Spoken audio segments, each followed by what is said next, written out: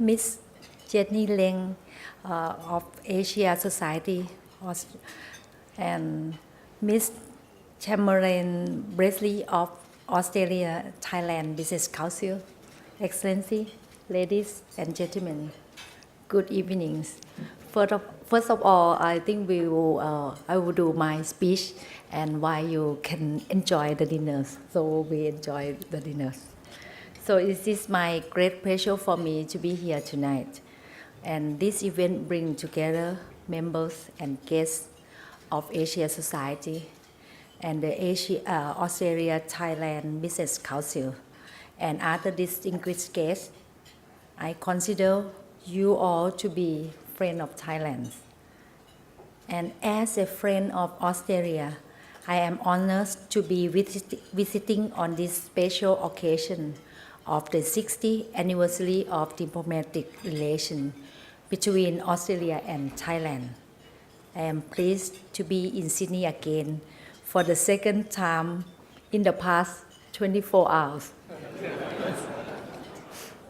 Throughout the past 6 decades, Australia has been our close friend. From a partner in development to a major trade and investment partner, Australia has developed close relations with Thailand and Southeast Asia, and this has become more comprehensive and dynamic. Your country's economic achievements, technology advance, and outward-looking policies to Asia are some of the reasons why many Thai companies look to Australia for investment and new business. On the other hand, there are so many reasons why Australia should expand trade and investment in Thailand. I don't know whether I say it's true or not.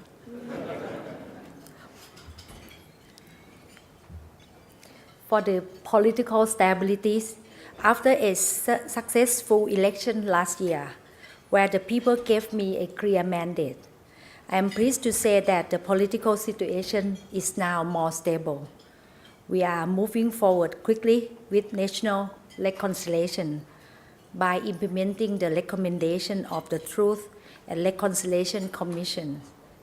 My government has also approved compensation plan for all victims and past political violence.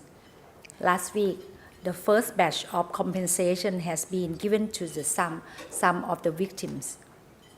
For the rule of law and democracy, this government is strengthening Thailand's democracy by promoting rule of law based on universally accepted standards. And we are making amendment to the constitutions, which will go through the process of parliament and decide from the will of the people. And in addition, we need to promote human rights and civil liberties as they are very important to enhance of the rule of law. To give you the update on the economic fundamental, as we are aware that Thailand economic are badly affected by flood last year. But however, with the strong economic fundamentals, we have shown once again that we can recover very quickly from any crisis. The first quarter of this year, the result has been shown up that Thai economic grew by 11% compared to the previous last quarter. And for this year, our economic is expected to grow strongly at 5.5 to 6.5%. And in addition, our fiscal position is outstanding. The foreign exchange reserve are at 180 billion US dollars. Public debt around 40% of GDP is much lower than the ceiling of 60%. This put the government is in a good position to finance major infrastructure projects and implement our economic policies. And I think for the location, we believe that Thailand are in the strategic location And with the connectivities, why I say that? Because we think that we are located at the heart of Mekong regions and the ASEAN communities of 600 million consumers.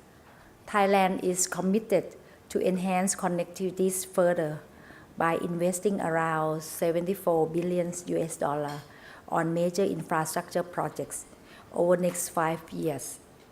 Moreover, we are working with Myanmar to develop the Twai Deep Sea Port. All of these projects are underway. And once completed, Thailand will be linked to Asia and beyond even more efficiently. For pro-growth and business-friendly policies, to further promote more investment in Thailand, we have already reduced income tax this year to 23% from 30% and will reduce further to 20% next year. I hope all Thai investors will be appreciated with this. Thank you. That's our policy. We would like for helping on the reduce of the tax and will be more compete for other countries. And in addition, we are also removing some of the barriers to encourage more cooperation to set up the regional headquarters in Thailand. Your investment will be supported by our skilled labor force. And also, I think we also hear all the feedback of our investor. So we'll make sure that we will take care of all the things and we'll make sure that you are happy to be invest in Thailand.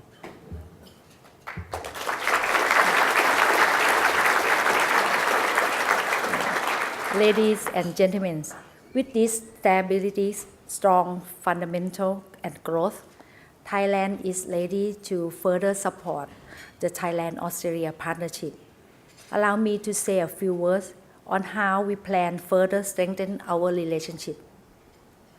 I'm pleased to say that our trading volume has more than doubled after the Thailand-Australia Free Trade Agreement in the year 2005, and last year the trade reached sum of the 16 billion US dollars. We are agreed to continue the trade volume further in the future, but I can't do alone. We need a lot of support from all of you here. Thank you. In other areas of our partnership, Thai and Australian cooperation are also strong. We share similar value of democracy, respect for human rights and rule of law. So we both see the need to address challenges to regional and human securities, such as transnational crimes and terrorism. For example, to reduce human trafficking and promote regional cooperation on this key issue, Thailand will set up the Bali Process Regional Support Office in Bangkok, reflecting this government's strong determination to address this issue. But as our partnership grows, we need to look beyond our bilateral ties and make sure that our partnership contributes more to the regions. And we must take this opportunity to help build a better region for all. Some priorities are as follows. First, the support regional frameworks.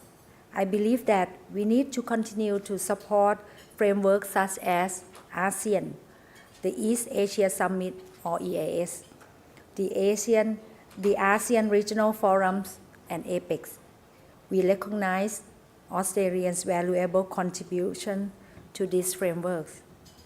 And in particular, Australia's role is creating APEC. So these frameworks are very important as they can promote regional peace, growth, and as well as create a sense of communities. The second, develop functional connectivities. We should encourage connectivities between regional frameworks and promote cooperation in specific areas such as disaster management and energy securities.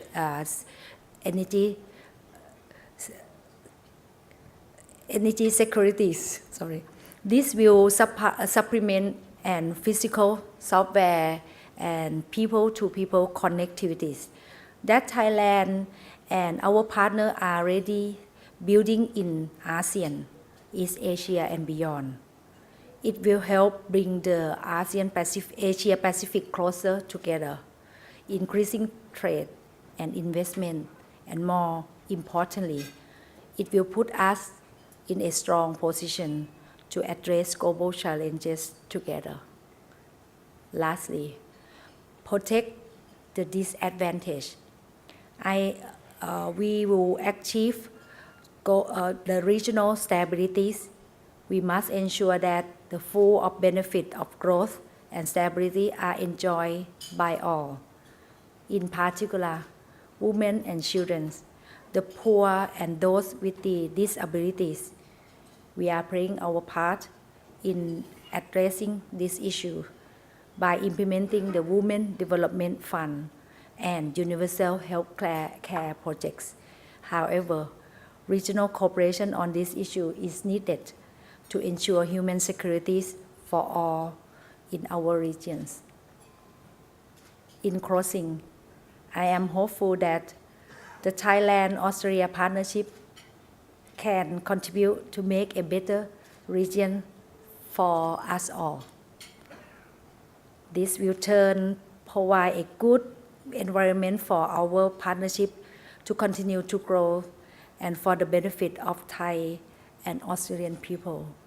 So thank you for all of you to having me here and our colleagues. I think we came about 60 companies to Australia to make sure that we can enhance our relationship and hope we can welcome you to Thailand. Thank you for your attention.